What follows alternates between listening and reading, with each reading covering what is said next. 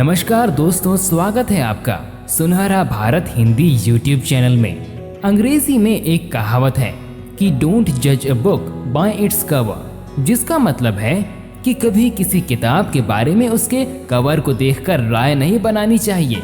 भले ही ये कहावत अंग्रेजी में हो, लेकिन शायद उस वक्त ब्रिटेन का वो सेल्समैन इस अंग्रेजी कहावत से ही मात खा गया। भले ही ये वाक्य सालों पुराना हो, लेकिन भारतीय राजाओं की शान में कसीदे ये आज भी गढ़ता है। एक जमाने में रोल्स रॉयस को दुनिया की सबसे महंगी कार माना जाता था। इस कंपनी की स्थापना सन 1904 में चार्ल्स और हेनरी रॉयस ने की थी।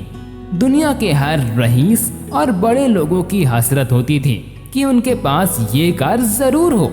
भारत के भी सभी राजा महाराजा रोल्स रॉयस की इस कार को अपने पास रखने के लिए दीवाने रहते थे। रोल्स रॉयस की एक खासियत ये भी थी कि वो यूं ही किसी को अपनी कार नहीं बेचती थी, बल्कि उसका बैकग्राउंड और आर्थिक स्थिति के साथ हैसियत भी चेक करती थी। इसके बाद ही उन्हें कार बेचती थी। राजस्थान में अलवर के एक राजा हुए, नाम था महाराज जय सिंह प्रभाकर। उनके जीवन से जुड़ा एक किस्सा बहुत मशहूर है।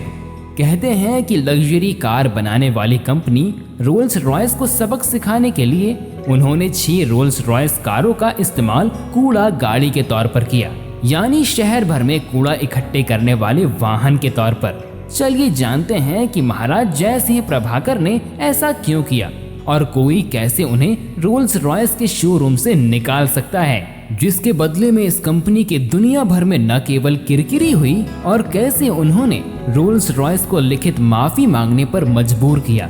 क्या वाकई ये सच है?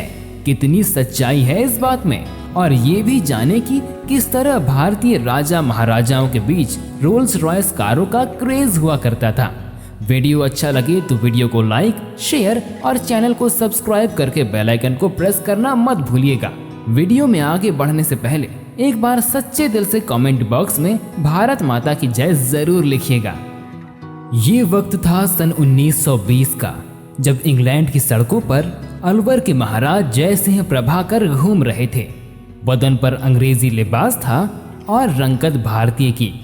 ऐसे ही घूमते हुए उनकी नजर रोल्स रॉयस के शोरूम पर पड़ी, क्योंकि राजा साहब लग्जरी कारों के काफी शौकीन थे। और जब उन्होंने रोल्स रॉयस कार के नए मॉडल शोरूम में देखे तो उनकी दिलचस्पी इस नए मॉडल के बारे में जानने और इसको खरीदने में जाग गई। उत्सुकतावश वो शोरूम में दाखिल हो गए और वहां पर मौजूद गाड़ियों के फीचर्स और कीमत के बारे में जानने के लिए सेल्समैन से बात करने लगे। साधारण वेशभूषा और एक भारतीय चेहरे को देखकर उस सेल्समैन ने राजा जयसिंह को ऊपर से नीचे तक देखा और उन्हें शोरूम से बाहर निकाल दिया। शायद उस वक्त सेल्समैन के दिमाग पर ब्रिटिश हुकूमत का नशा रहा होगा, जो एक भारतीय चेहरे के पीछे छिपे महाराज को न पहचान सका। महाराज बहुत नाराज हुए। उन्होंने खुद को अपमानित महसूस किया।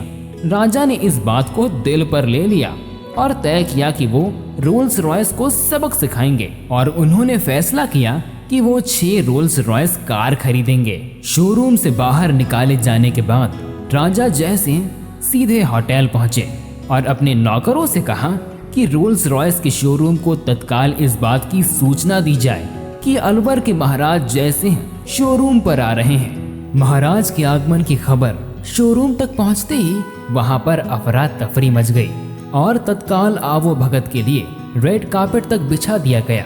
दिए गए समय के अनुसार जय सिंह अपने शाही लिबास और जेवरातों को पहने हुए शोरूम पर पहुंचे।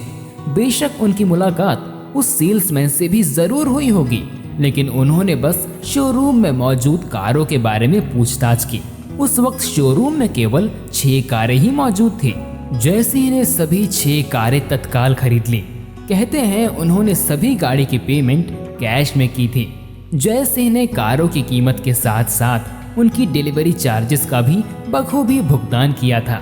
इतना बड़ा ऑर्डर मिलने के बाद शोरूम के सभी कर्मचारी बहुत खुश हुए थे, लेकिन उन्हें पता नहीं था कि राजा जय सिंह उनकी गाड़ियों के साथ आगे क्या करने जा रहे थे। उन्होंने ये भी कहा कि इन कारों की डिलीवरी भारत आकर वही सेल्समैन करेगा जिसने उन्हें शोरूम में अंदर घुसने से रोका था। हालांकि सेल्समैन को अब भी अंदाजा नहीं था कि उसने क्या किया है। कारों को खरीदने के बाद महाराज जय सिंह वापस अपने वतन लौट चुके थे। रोल्स रॉयस की सभी 6 कारें भी कुछ दिनों बाद भारत पहुंची। उस दौरान में रोल्स रॉयस की कारें शाही शान की पहचान हुआ करती थी, लेकिन जय सिंह के जहन में अभी भी अपनी बेइज्जती का घाव ताजा था। जब वो सेल्समैन महाराज के महल में कार डिलीवर करने पहुंचा तो वहां उसने महाराज को देखा।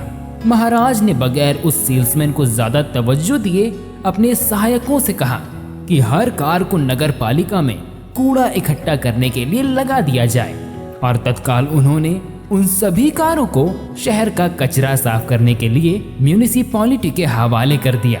जब रोल्स रॉयस की कारों के आगे और पीछे झाड़ू बांधकर शहर की सड़कों पर उतारा गया तो ये खबर पूरी दुनिया में किसी जंगल में लगी आग की तरह फैल गई। बेशक इसमें वक्त लगा होगा, लेकिन इस आग की तपिश ब्रिटेन तक भी पहुंची। रोल्स रॉयस की कारें, जिनकी छवि उस वक्त की सबसे शाही कारों की थी, उससे भारत में एक राजा शहर की सड़कें साफ करवा रहा था। इसने रोल्स रॉयस के ब्रांड और इमेज को तगड़ा झटका दिया।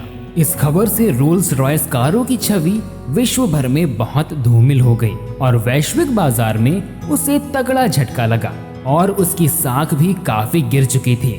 जिसके बाद कंपनी ने राजा जय सिंह को एक पत्र लिखकर उनके सेल्समैन द्वारा किए गए बर्ताव के लिए माफी मांगी और उन्हें 6 और रोल्स रॉयस कारें मुफ्त में देने की बात कही। कंपनी ने कहा कि जो कुछ हुआ है वैसा दोबारा कभी नहीं होगा।